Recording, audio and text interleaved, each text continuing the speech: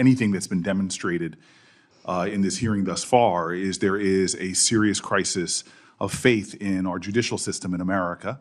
Senator, I have not read the policy. I will review the policy, and I will report back directly to you if I am confirmed as Attorney General.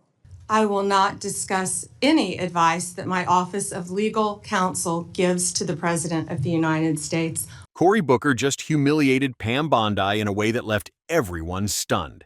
With shocking facts and relentless questioning about chokeholds, no-knock warrants, and the ATF being powerless to stop illegal guns, he exposed every dodge she tried to hide behind.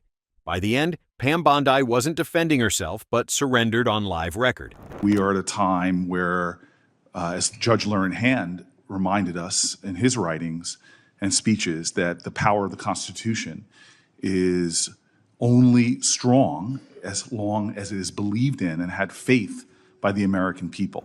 Cory Booker asked the question that made the entire hearing room pause. Would Pam Bondi commit to continuing the Department of Justice's chokehold restrictions? The silence that followed was deafening. Bondi shifted, searching for words, her carefully rehearsed composure cracking just slightly. This wasn't a casual policy inquiry. This was a life or death question. The intensity in Booker's voice left no room for platitudes. But for the sake of our democracy, what you do to restore and repair the American faith, whether they be Democrats, Independents, or Republicans, is vital. This hearing wasn't like the dozens of other confirmations that fill Capitol Hill. Pam Bondi wasn't some minor official. She was a nominee for the Attorney General, a position with real power over police practices, federal investigations, and prosecutorial discretion. The policies under discussion weren't theoretical. They shaped what happened in neighborhoods across America every single day. I hope that you, should you be confirmed, understand that there is an urgency in not just demonstrating through your actions that independence, but beginning to heal this country's lack of faith and shaken faith in that independence, in the U.S. Constitution. Booker didn't begin with aggression or partisan attacks. He started with honesty. He reminded everyone present that America is in a crisis of faith in its justice system. He invoked the Constitution and warned that it only holds power if the people believe in it. Part of his strategy was to focus his resources on the most violent criminals.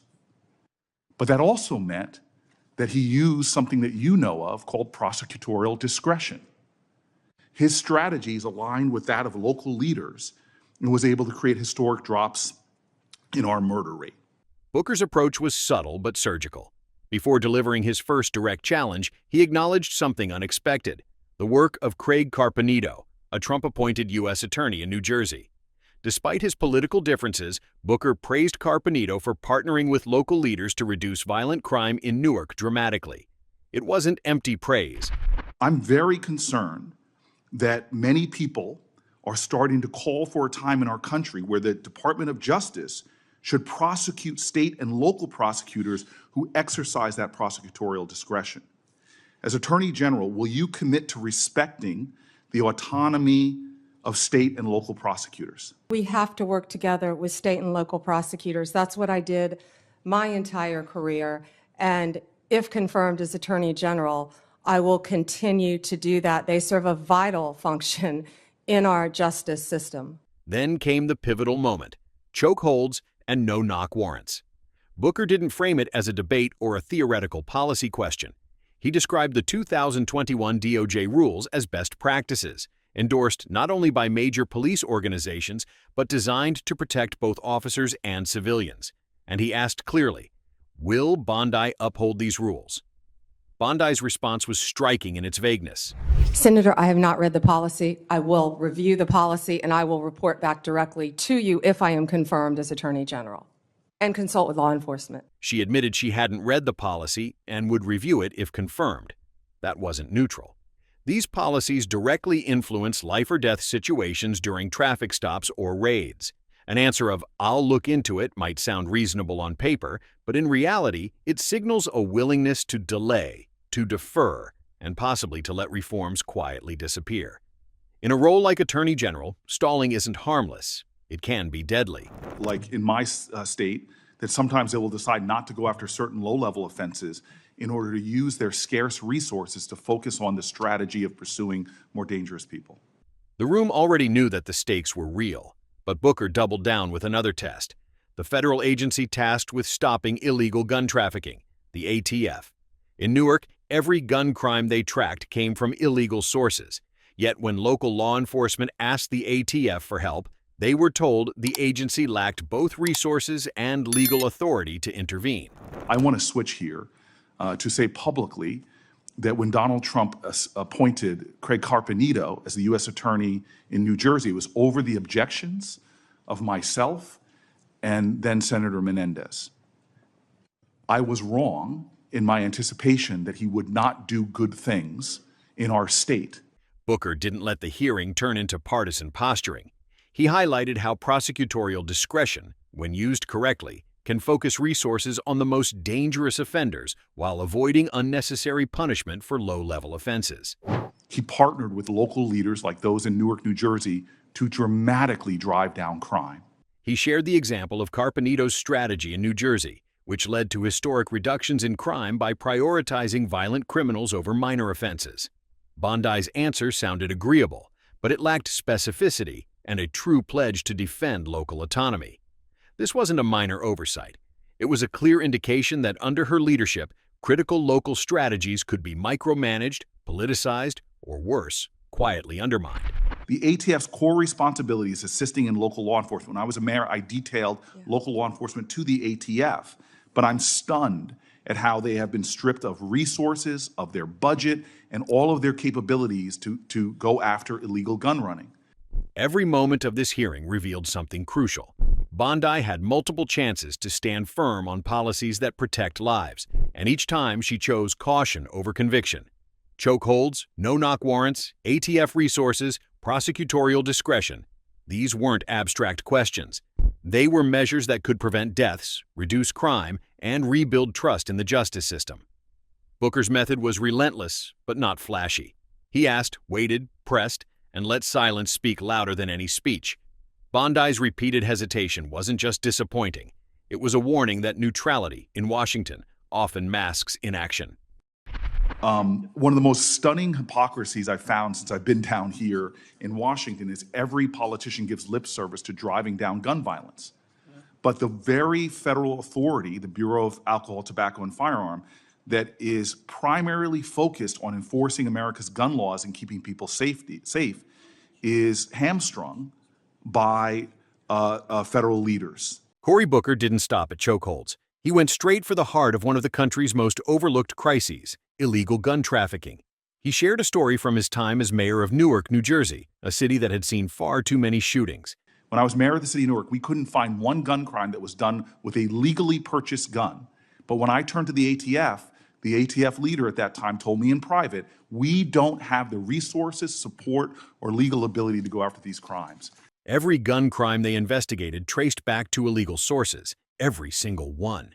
Yet when local law enforcement reached out to the Bureau of Alcohol, Tobacco, Firearms, and Explosives, the ATF, for help, the answer was chilling. "We don't have the resources or legal authority," they admitted. Pause for a second and let that sink in. The agency tasked with stopping gun runners, the very backbone of federal enforcement, couldn't act. I am concerned about our ability to fight gun crime in America that threatens our law enforcement officers as well as people in communities from red counties to blue cities.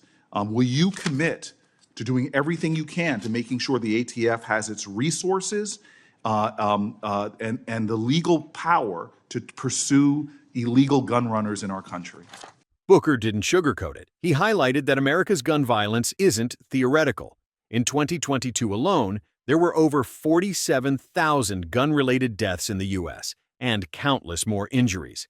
That's thousands of families, thousands of communities affected by gaps in enforcement. Yet here we had an agency designed to intercept illegal firearms and prevent these tragedies, effectively tied behind its own red tape. Senator, I will do everything in my power to prevent illegal gun runners in our country. When I left being a state prosecutor to run for Attorney General, I almost didn't run because I was working on a wire case involving illegal gun runners. And then came the kicker. When Booker asked Pam Bondi if she would empower the ATF, give it the resources and legal authority to do its job, her answer was the political equivalent of a shrug. "I will do everything in my power," she said. Sounds nice, right? But it's meaningless without specifics. No mention of budgets, no legal fixes, no real plan to give the ATF the teeth it needs. It was a classic dodge, dressed up in polite phrasing. No, Senator. When I was a state prosecutor, we used to sit down with the U.S. attorneys and talk about cases and work together. And that's what I'm discussing about bringing back the cooperation between state and local. By this point, the pattern was obvious. Booker had 3 critical tests: chokeholds and no-knock warrants, ATF empowerment, and prosecutorial discretion. And 3 times Bondi dodged. Each time she hesitated or offered a vague promise, it sent a signal not just to Washington insiders, but to police departments, prosecutors, and communities across the nation. And I would appreciate if you looked at the policy, and I submit questions for the record, hoping that you can elucidate maybe more of your thoughts on this. Certainly. The danger of delay and vague commitments is subtle but serious. When policies like these are left unprotected, they often fade quietly. The public moves on, the headlines change, and the next administration can ignore reforms with minimal scrutiny. Booker's questions weren't just about testing Bondi's knowledge, they were warnings. Once these policies are rolled back, once federal enforcement is weakened, and once local autonomy is threatened, it's incredibly hard to restore them. It's not a switch you can flip back on. The lives affected by these decisions aren't hypothetical. The DOJ issued a policy regarding chokeholds, which limited the use of no-knock warrants and chokeholds. It's worth noting that Florida has outlawed no-knock entries altogether since 1994. Would you commit to continuing the 2021 DOJ policy on these issues? And that brings us to the takeaway. The future of the DOJ and the safety of countless communities depends on whether leaders are willing to commit to reforms already proven to work. Chokehold restrictions, ATF empowerment, prosecutorial discretion. These aren't theoretical debates. They save lives, protect law enforcement, and restore trust in a system that has been steadily eroding. If Bondi is confirmed without clear stances, these reforms could vanish quietly, slipping away under the guise of neutral leadership. Silence, in this context, isn't harmless. It's policy in disguise. I'm familiar with the policy. I have not read it. I'm committed to reading it and studying it and reporting back to you on that policy once again.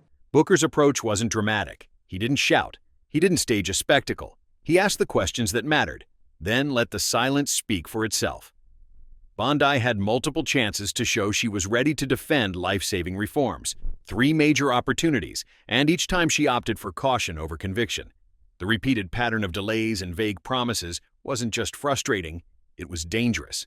It revealed a nominee willing to skirt responsibility rather than take a firm stand on policies that literally protect human lives. This hearing was a wake-up call about who really protects justice in America. If you want to stay on top of every shocking moment and see how leaders are held accountable, don't miss out. Hit that subscribe button now and join us as we dive even deeper into the stories that matter.